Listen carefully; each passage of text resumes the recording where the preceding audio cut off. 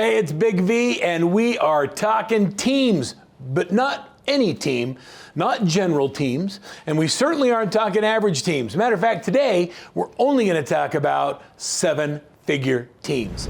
How do you build a multi-million-dollar team in real estate? The concept is simple, but it requires action and understanding. If you have the right system and you do the right activities, greatness is predictable.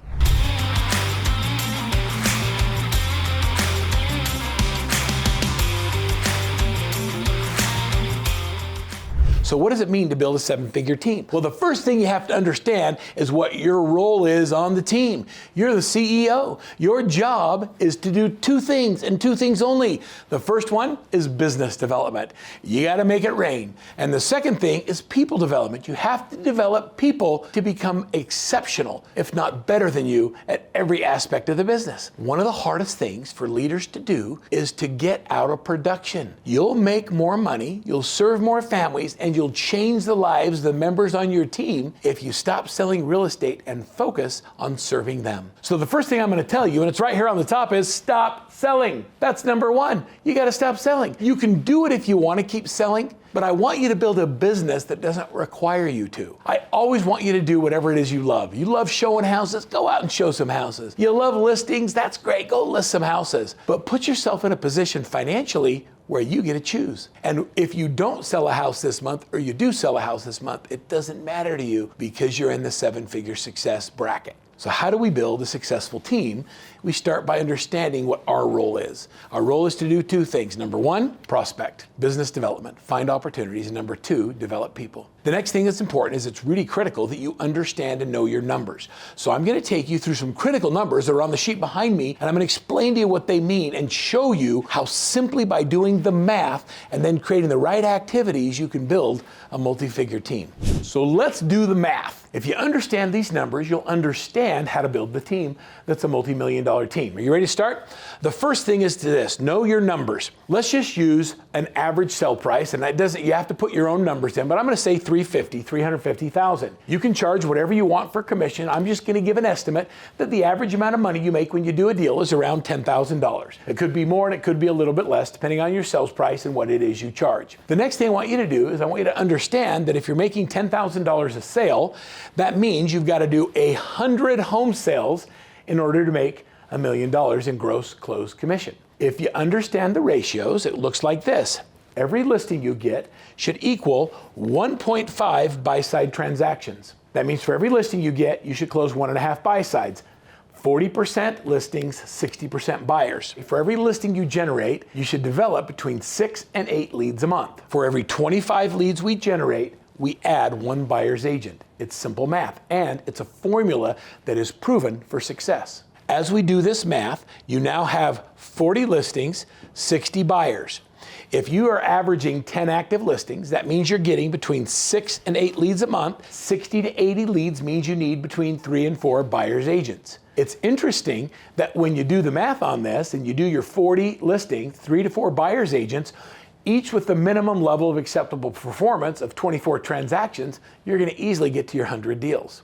The next thing to understand when you're building a multi-million-dollar team is we have to compensate in a way that incentivizes the behavior we want from the team leader.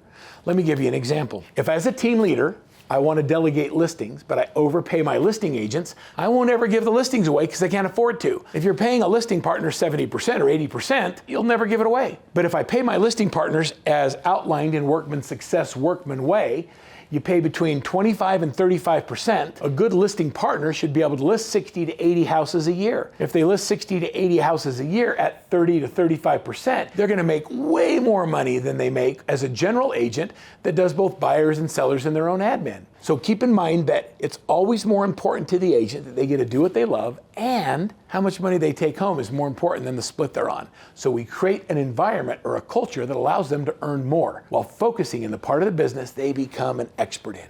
Now, so I've just done this for fun, and we've said that a good listing partner at a 30 to 35% is going to be able to do 60 to 80 listings a year. If you did 60 listings, that means you're going to close 90 buy sides. And now we've got 150 transactions, and we just moved the goal from 1 million to 1.5. As simple as adding a different focus on who does the listings and really getting them prepared to be excellent at it, we can move the goal. And then we, of course, hire the buyer's agents to be able to do that.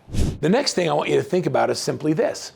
As you're building your team, if you can work your way out of production by pouring into your people, by training your buyer's agents, for really focusing and helping your listing partners develop, what happens is you start to see your role diminish. I've seen team leader after team leader after team leader struggle with being able to give up their buyers or being able to give up their sellers.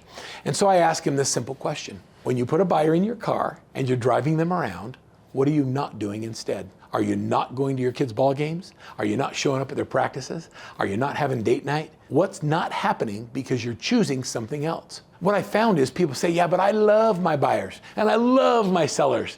And I say, that's great. I love mine too. There's just other things I love more, like boating, or like hanging out with my grandkids, or like traveling with my wife. It's not that I don't love buyers and sellers, it's just that there's other things that I love more. Take a minute and just write down, or go in the chat below and just write down what it is you love more than selling houses. Because that has to be your focus if you're gonna learn to delegate like a pro. Building a multi-million-dollar business is challenging. You have to be focused, you have to follow a system for predictable greatness. I can tell you that we've been down this road hundreds of times, and we've helped so many people build seven-figure businesses. And because we've failed so much, and because we've trial and error and we've done all the activities, we've learned to create systems at every area of the transaction and systems for every area of business development. One of the things I've learned is that at each level of growth, the current systems that you're using have to be broken. And then we have to build stronger, more robust, more automated systems to go to the next level. And because we've been down that road, we recognize when the business is at the point where we need to upgrade and change those systems. You don't have to go alone. You don't have to do this by yourself. And you certainly don't need to do all of the listings, all of the buyers, and all the admin work. There's a system and there's pricing that will make a difference for you as you strive to build your million-dollar business. If you really want some help, you want a guide in the process, click in the link below, click right here in the description, and it says, give me a consult. I want to talk to somebody about building a seven-figure business. You'll talk to one of our business consultants. We'll understand who you are and what it is you want to build, and then we can determine together whether or not we're a fit. There is a roadmap, and it is possible, and I believe you have the ability to grow a seven-figure team. Are you ready?